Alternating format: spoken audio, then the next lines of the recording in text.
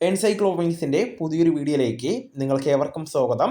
ഈ വീഡിയോയിലൂടെ നിങ്ങളുമായി ഷെയർ ചെയ്യുന്നത് PM കിസാൻ നിധിയുടെ തുടർന്നുള്ള ഓരോ ഗഡുക്കളും മുടങ്ങാതെ ലഭിക്കണമെങ്കിൽ നമുക്ക് കാർഷിക വായ്പ ലഭിക്കണമെങ്കിലും അതോടൊപ്പം തന്നെ കർഷകർക്ക് വളം സബ്സിഡി പോലുള്ള ആനുകൂല്യങ്ങളും മറ്റ് വിള ഇൻഷുറൻസ് പോലുള്ള പദ്ധതികൾക്കെല്ലാം തന്നെ പ്രധാനപ്പെട്ട രേഖയായിട്ട് മാറിയിരിക്കുകയാണ് കർഷക ID. അപ്പോൾ ഇതിൻ്റെ വിശദാംശങ്ങളാണ് ഈ വീഡിയോയിലൂടെ ഷെയർ ചെയ്യുന്നത്.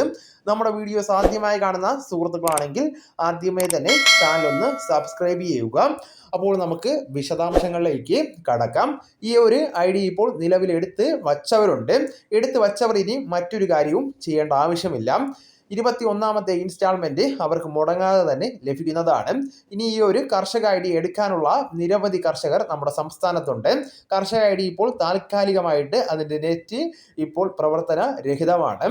അത് വളരെ വൈകാതെ ആക്റ്റീവാക്കി നൽകുകയും ചെയ്യുന്നതാണ്. ഇതിനുവേണ്ടി നമ്മൾ ചെയ്യേണ്ടത് ഇടയ്ക്കൊക്കെ ഓൺലൈൻ സർവീസ് സെൻ്ററുകളിലൊക്കെ ഒന്ന് വിളിച്ച് അന്വേഷിക്കേണ്ടതാണ്. എപ്പോൾ ആ സർവീസ് അവൈലബിൾ ആകുന്ന സമയത്ത് നമ്മൾ അതൊന്ന് പോയി കൃത്യമായിട്ട് ചെയ്യേണ്ടത് ആവശ്യമാണ്. ഇതിനുവേണ്ടി 3 പ്രധാന കാര്യങ്ങളാണ് സർക്കാർ ആവശ്യപ്പെടുന്നത്.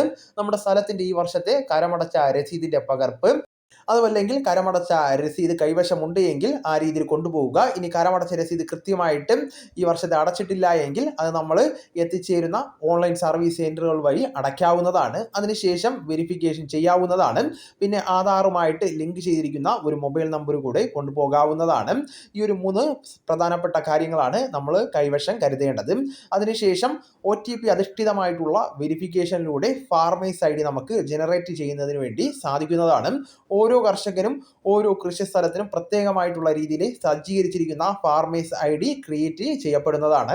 പിന്നെ ഈ ഒരു ID മുഖാന്തരമായിരിക്കും കർഷകർക്ക് വിവിധങ്ങളായിട്ടുള്ള ആനുകൂല്യങ്ങൾ ലഭിക്കുന്നത്. ഇനി ഫാർമേഴ്സ് ID അടിസ്ഥാനമാക്കി ഒരു തിരിച്ചറിയൽ കാർഡ് കൂടി വിതരണം ചെയ്യുമെന്നുള്ള അറിയിപ്പ് കൂടി വന്നിട്ടുണ്ട്.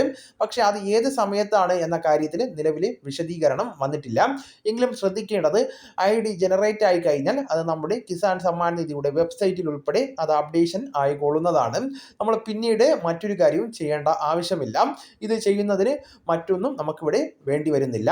യഥാർത്ഥ കർഷകർക്ക് കൃത്യമായിട്ട് ഇത് ചെയ്യുന്ന മുഖേന ആനുകൂല്യങ്ങൾ ആധാറുമായിട്ട് ലിങ്ക് ചെയ്തിട്ടുള്ള ബാങ്ക് അക്കൗണ്ടുകളിലേക്ക് ഒരു തടസ്സവും കൂടാതെ ലഭ്യമാകുന്നതിന് വേണ്ടിയാണ് തമിഴ്നാട്ടിലും സംസ്ഥാനങ്ങളിലും എല്ലാം തന്നെ ഒരുപാട് അർഹതയുള്ള കർഷകരുടെ ആധാർ ഉൾപ്പെടെയുള്ള രേഖകൾ അങ്ങനെ ഉള്ള അവരുടെ ബാങ്ക് അക്കൗണ്ടുമായി ബന്ധപ്പെടുത്തിയുള്ള വിവരങ്ങൾ ശേഖരിച്ച ശേഷം നിരവധി ഉദ്യോഗസ്ഥരും തട്ടിപ്പുകാരുമാണ് ഈ ഒരു ആനുകൂല്യം കൈപ്പറ്റിയിരിക്കുന്നത്. അത് കേന്ദ്ര സർക്കാർ കൈയോടെ പൊക്കുകയും ചെയ്തിട്ടുണ്ട്. അത്തരം ഒരു സാഹചര്യത്തിലാണ് നിലവിൽ ഇപ്പോൾ ഇങ്ങനെ ഒരു ഫാർമേഴ്സ് ID സംവിധാനം ഏർപ്പെടുത്തിയിരിക്കുന്നത്. അത് മാത്രമല്ല, ഇങ്ങനെ വന്നപ്പോൾ അർഹതയുള്ള ഒരുപാട് കർഷകർക്ക് അവർക്ക് ലഭിക്കേണ്ട ആനുകൂല്യങ്ങൾ നഷ്ടമായി. അപ്പോൾ അതുകൊണ്ട് തന്നെയാണ് കർഷക വെരിഫിക്കേഷനിലൂടെ ഇപ്പോൾ ആനുകൂല്യങ്ങൾ വിതരണം ചെയ്യുന്നത്. ഇതിനോട് സഹകരിച്ചു കഴിഞ്ഞാൽ ഭാവിയിൽ നമ്മുടെ എല്ലാ കാര്യങ്ങളും സുരക്ഷിതമായിട്ടും ആനുകൂല്യം മുടങ്ങാതെ ലഭിക്കുകയും ചെയ്യുന്നതാണ്. അപ്പോൾ നമ്മൾ കൃത്യമായിട്ട് ഓൺലൈൻ സർവീസ് സെൻ്ററുകളിലൊക്കെ ഇടയ്ക്കൊന്ന് അന്വേഷിക്കേണ്ടതാണ്. സൈറ്റ് ഓപ്പൺ ആയി കഴിയുമ്പോൾ ഇത് ചെയ്യുന്നതിന് വേണ്ടി ശ്രദ്ധിക്കേണ്ടതാണ്. 21ാമത്തെ ഇൻസ്റ്റാൾമെൻറ്റ് മുതലൊക്കെയാണ് ഈ ഒരു കർഷക ID ജനറേറ്റ് ചെയ്തവർക്ക് ആനുകൂല്യം ലഭിച്ചു തുടങ്ങുന്നത്. നിലവിലിപ്പോൾ സൈറ്റ് പ്രവർത്തിക്കുന്നുണ്ടെങ്കിൽ നിങ്ങൾ എത്രയും വേഗം തന്നെ അക്ഷയ കേന്ദ്രങ്ങളിലും മറ്റ് ഓൺലൈൻ സർവീസ് കേന്ദ്രങ്ങളിലും എത്തി ഇത് പൂർത്തീകരിക്കുവാൻ ശ്രദ്ധിക്കേണ്ടതാണ്. നിങ്ങളുടെ സുഹൃത്തുക്കളിലേക്കും മറ്റ് ഗ്രൂപ്പുകളിലേക്കും കൂടെ ഈ വിവരം ഷെയർ ചെയ്യുക.